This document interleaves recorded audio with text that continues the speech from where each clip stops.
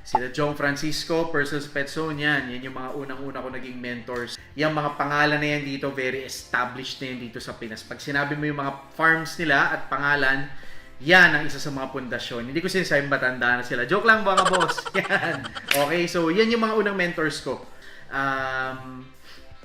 In a way, medyo habang nag-aalaga ako ng ball pythons, medyo sumideline ako ng konti, nag-aalaga ako ng bearded dragons. Sobrang okay na animals yan, pero I think hindi siya para sa akin kasi ang ball pythons kasi medyo low maintenance lang ng konti, okay? Yung bearded dragons kasi medyo kailangan mo talaga ng time, okay? At saka ng maraming accessories, okay? Wherein yung ball python, yun nga, medyo, ayan, ilalagay mo lang sa mga ganitong lalagyan. Pero syempre, you have to look out syempre dun sa mga factors na i-discuss ko rin yan sa future vlogs natin tulad ng mga temperatures, humidity,